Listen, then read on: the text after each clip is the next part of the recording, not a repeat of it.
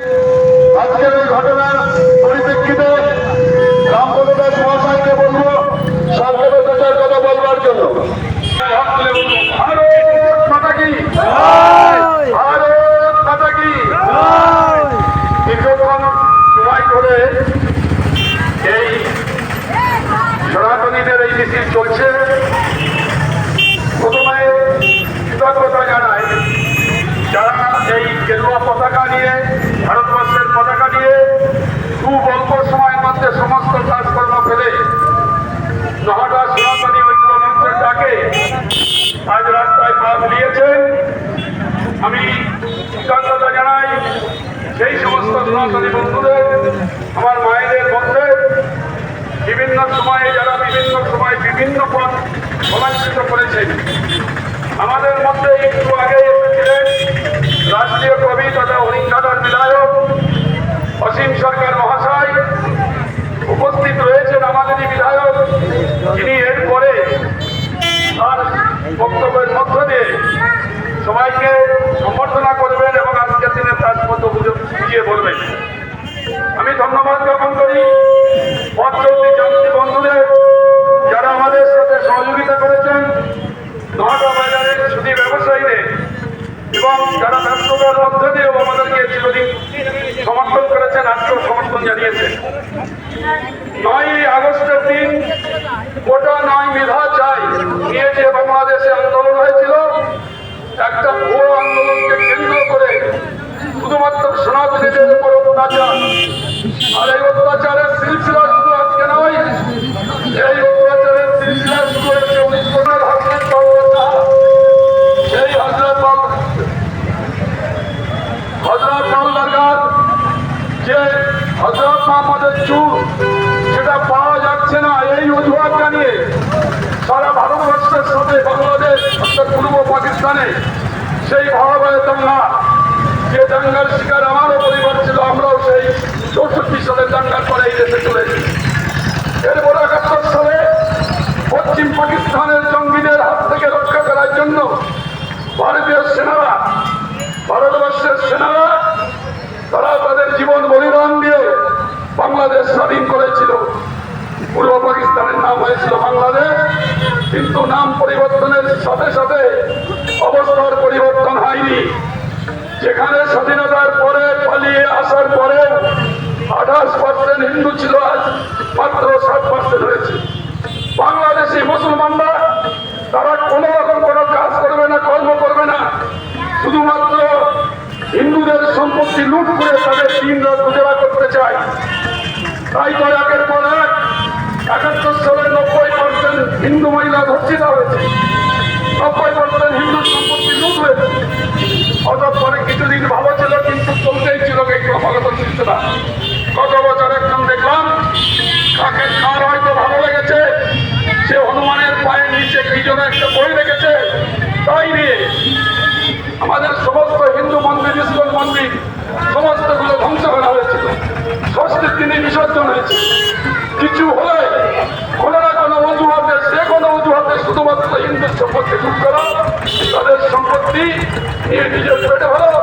তাই আজ তারা ভুটানের মেধাচায়ের নাম করে আবার সনাতনীদের উপর আক্রমণ। এই আক্রমণে আমরা তীব্র প্রতিবাদ জানাই।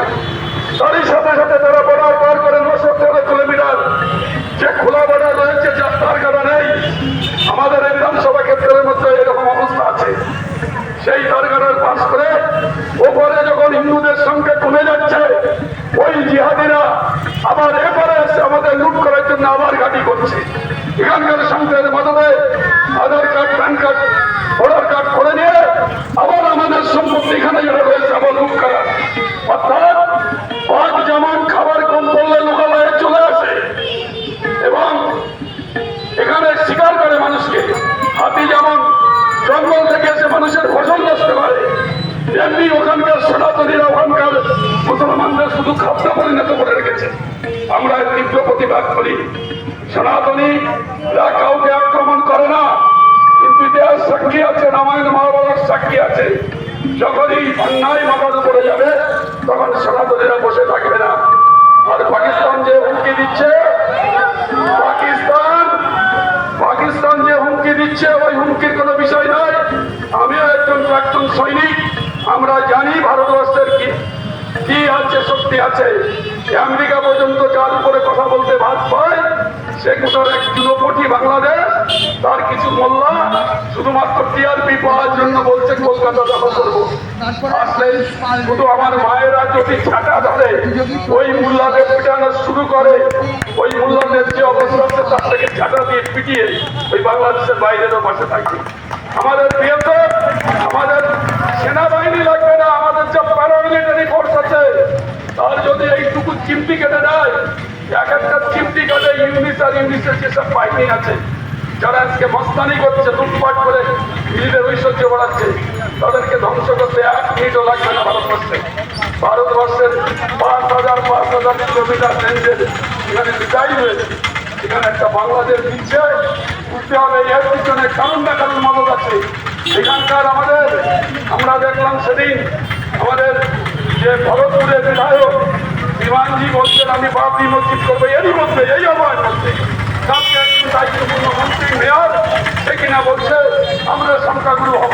হন আপনারা গোয়ের মতন এক একটা সম্মান, হাজার হাজার সম্মান, কোনো আপত্তি নেই, কোনো আপত্তি নেই। কিন্তু আপনাকেই বলতে হবে যে আপনি সংখ্যাগুরু হয়ে কি করবেন, কি করতে চান, আপনাকেই বলতে হবে। বিধানসভাতে দাঁড়িয়ে আমি আমার বিধায়ককে বলবো আগামী দিনে যখন বিধানসভাতে আসবে তখন আমরা যেন এই ব্যাপারকে বিশেষ করে তাকে বসতে করা হয়। নিয়ম মেনে যে কেন তুমি বলেছো আমরা সংখ্যা করি, তোমাদের আপত্তি কোথায় এখানে থাকতে? সারা পৃথিবীতে সিরিয়াতে মুসলমানকে মারছে, পাকিস্তানে মুসলমানকে মারছে, আফগানিস্তানে মুসলমানকে মারছে, সুদানের অবস্থা চরমতম। শুধুমাত্র বাংলাদেশ সেখানে মুসলমান হিন্দুদের মধ্যে শুধুমাত্র সম্পত্তি লুটের জন্য। এই লুটেরাদের যাতে ভারতবর্ষে যদি কেউ যদি একজন দেখতে পায়, কেউ যদি আশ্রয় দেয়, তারও রেহাই নাই। আমরা বলতে চাই আমরা সনাতনী, আমি যেমন একজন প্রাক্তন সৈনিক, তার আগে আমি একজন হিন্দু, কারণ হিন্দু বলেই আজ ওই দেশ থেকে পালিয়ে চলে আসলাম। সুতরাং আমাদের মধ্যে কোনো বড়রা হবে না। जो भरेंगे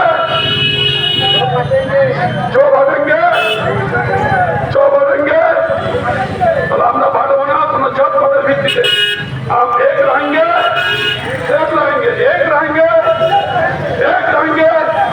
সনাতনী ঐক্য জিন্দাবাদ। আর আমরা এরপরেও যদি কখনো ডাক পড়ে একসাথে কোথাও আমরা একত্রিত হব, এই প্রতিশ্রুতি নিয়ে আমরা যাব। যারা আস্থাবাদী তাদেরকে বলতে হবে যে আগামী দিনে জন্য আপনারা লড়াইয়ে প্রস্তুত হন। কারণ আমরা আর এখান থেকে ফিরে যেতে চাই না। বাংলাদেশ থেকে পালিয়ে এসে জমি জলে পুড়িয়ে এসে আমরা লক্ষ্যমাত্রা বাড়ি করেছি, সুতরাং আমরা আর ফিরে যাব না, আমরা এখানেই থাকবো। যে সংখ্যা শুরু হলো ভারতবর্ষ আমাদের ক্ষমতাতে রয়েছে। সুতরাং আর কিছু নেই, বাকিটা আমাদের বিধায়ক বলবেন। আপনারা অনেক পরিশ্রম করে আসছেন। আমি সরাসরি মাইক্রোফোন আপনার বিধায়ক প্রিয় ভাই তখন পর্যন্ত হাতে আমি দিয়ে দিচ্ছি।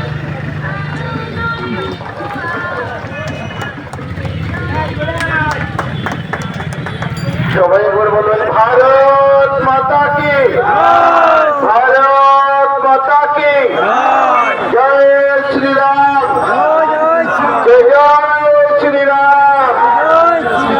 আরো বলতে হবে এই জামাতিদের বাচ্চাদের আর এই কাফেদের বাচ্চাদের এই জয় শ্রীরাম ধ্বনিতে যেন কম্প উঠে যায়। বাংলাদেশের সেই ইংরেজের কানে যাতে পৌঁছায়, তার যাতে ভীতি এসে যায়, তার জন্য আরেকবার সবাই মিলে বলো জয় শ্রীরাম। আজকে বনগাঁ দক্ষিণ বিধানসভায় নহাটা বাজারে সনাতনী ঐক্য মঞ্চের ডাকে যে শত শত সনাতনী হিন্দু এক হয়ে এই মিছিলে পা মিলিয়েছে, তাদের সকলকে আমার পক্ষ থেকে দৈনিক অভিনন্দন, শ্রদ্ধা, ভালোবাসা, নমস্কার।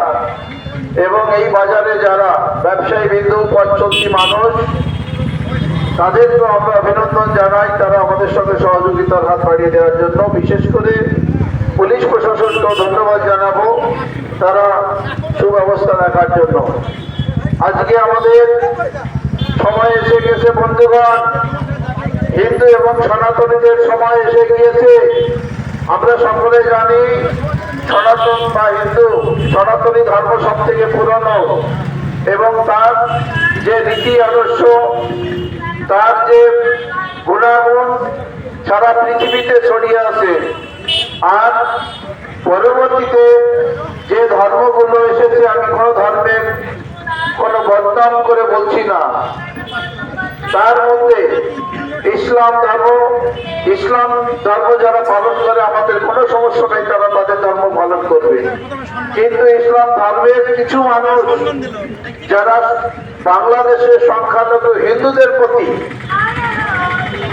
যে বর্বরতার সীমারেখা পার করে দিয়েছে, সংখ্যালঘু মানুষের ঘর লুট, তাদের বাড়ি লুট, মা বোনদের সম্মান লুট, জমি জমা লুট করে দিচ্ছে, তাদের ভয় নীতি দেখানো হচ্ছে, তাদের খুন করা হচ্ছে। তাদের উদ্দেশ্যে বলতে চাই, সেই হিন্দু বা সংখ্যালঘু মানুষেরও সেটা তার বাপ ঠাকুরদাদার ভিটে মাটি, তোমাদের শুধু একার নয়। তোমরা একটা জায়গায় 10টা বাচ্চা ধর্ম দেওয়া আমাদের কোনো সমস্যা নেই, সংখ্যা বৃদ্ধি করো কোনো সমস্যা নেই। কিন্তু যারা হিন্দুরা ওখানে আছে তাদের যে ভিটে মাটি পৈতৃক সম্পত্তি, সেটা লুট করার অধিকার তোমাদের কে দিয়েছে? এক সময় আমরা সকলে জানি বাংলাদেশ ভারতবর্ষের একটা অংশ ছিল, নিজেদের ভিত্তিতে দেশ ভাগ করা হয়েছে। সেই সময় যারা ভাগ করেছিল তাদেরও ভুল আমি বলবো। সেই সময় দরকার ছিল হিন্দুদের এই দেশে নিয়ে এসে, যারা নিজেদের ভিত্তিতে দেশ চেয়েছিল তাদের দেশ ভাগ করে দিয়ে তাদেরকে এই দেশ থেকে পাঠিয়ে ওই দেশের হিন্দুদের এই দেশে নিয়ে আসা দরকার ছিল। কিন্তু যারা দেশপ্রেম মুসলিম ভাইরা আছে, তারা সেই ভারতবর্ষ ছাড়তে চাইনি অনেকেই। তাদের আমরা স্বাগত জানাই, ভারতবর্ষের কথা বলুন, ভারতবর্ষের কথা ভাবুন। কে কোন দান করে আমার দেখে শুনে লাভ নাই। কিন্তু ভারত বিদ্বেষী কথা বললে, যদি কখনো পাকিস্তানের পতাকা কলকাতা রাজপথে উড়ানো হয়, যখন সেই সব কাফেরের বাচ্চাগুলো, সেই সব জামাতের বাচ্চাগুলো, সেই সব পাকিস্তানের যে জেহাদির বাচ্চাগুলো আছে এই পশ্চিমবঙ্গ, তাদেরকেও চিহ্নিত করার সময় এসে গিয়েছে। বন্ধুগণ, সমস্ত হিন্দুরা এক হও, যারা এই ধরনের কার্যকলাপে যুক্ত থাকবে, কোনো কথা নয়, সোজা ঘাড়ে চুলের মুঠি ধরে গর্দনে কোপ দিয়ে নামিয়ে দিতে হবে। পরিষ্কার কথা কোনোভাবে আমরা বরদাস্ত করবো না। সে যেই হোক, কিছুদিন আগে ফিরাদ হাকিম, আপনাকে স্মরণ করে দিতে চাই, আপনার যদি এত ক্ষমতা দেখানোর লোক থাকে, আপনি পাকিস্তান চলে যেতে পারেন, বাংলাদেশ চলে যেতে পারেন, জিহাদির সঙ্গে হাত মেলাতে পারেন। আপনাকে যদি কোনোভাবে এই জিহাদিদের সঙ্গে হাত মেলানোর কোনো প্রুফ পাওয়া গিয়েছে, আপনার কোনো বাবা বাঁচাতে পারবে না, আমি বলে যাচ্ছি মাইক। তোমাকে সাহস কে দিয়েছে? তুমি ইনডাইরেক্টলি ধমকি দিচ্ছ, তোমার সাহস কে দিয়েছে তোমাকে? আমি সমস্ত সনাতনী এবং হিন্দু মানুষকে বলে দিতে চাই, এখানে বহু মানুষ আছেন, বহু মানুষ নয়, 70% মানুষ আছেন, তারা তার বাবা ঠাকুরদাদা বাংলাদেশ থেকে এসেছে। তাদের এখন বোঝার সময় এসেছে, আপনাদেরই কোন আত্মীয় স্বজন কেউ না কেউ বাংলাদেশে আছে, তাদের উপর অত্যাচার হচ্ছে, আজকে কালকে আপনার পরেও হতে পারে। তাদের যে জমায়া, তাদের যে চিন্তা ভাবনা, রোহিঙ্গাদের ঢুকিয়ে বাংলাদেশ থেকে, জামাতিদের ঢুকিয়ে পাকিস্তান থেকে, এই রাজাকারদের ঢুকিয়ে এই পশ্চিমবঙ্গকে সন্ত্রাসের আত্মঘর বানিয়ে রেখেছে।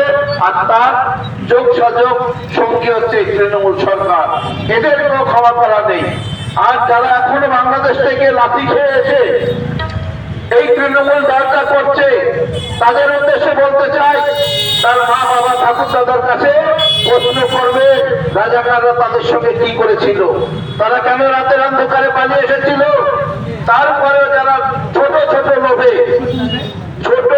লোভে যারা এখনো মানুষকে মোটিভেট করে এই তৃণমূল কংগ্রেস করার ডাক দিচ্ছে, তাদের মধ্যে আর কিছু নয়, হিন্দু রক্ত নেই, আমি বলে যেতে চাই। অতএব আপনাদের উদ্দেশ্যে বলবো, সময় এসে গিয়েছে পাল্টা দেওয়ার সময় এসেছে। যদি কেউ মাথা উঁচু করে দাঁড়ায় এই হিন্দুত্বের উপরে, সনাতনের উপরে, ভারতবর্ষের উপরে তার মাথা যেন না থাকে। আমরা আগামী দিনে যেখানে যে মিছিলে সবাই ডাক দেব সেই মিছিলে যাব। এবং আমরা বিগত দিনে শুনেছিলাম বাংলাদেশে কিছু রাজাকারের বাচ্চারা বলছিল কলকাতা দখল করবে 4 দিনের মধ্যে। আমি সেই রাজাকারদের উদ্দেশ্যে বলতে চাই, সেই কাফেরের বাচ্চাদের উদ্দেশ্যে বলতে চাই, আমি বনগাঁর বিধায়ক, আপনাদের যত ফোর্স আছে সব ফোর্স নিয়ে এই পেট্রাপোল বর্ডার দিয়ে ঢুকবে। কলকাতা পর্যন্ত যাওয়া লাগবে, তার আগে শহরের মাথা আলাদা হয়ে যাবে। কলকাতা পর্যন্ত রাখবেন আপনাদের। আগামী দিনে এখন অনেকটা ভিড় ভাট্টা হয়েছে, সকলকে বলবো আমরা অনুষ্ঠান দীর্ঘায়িত করবো না।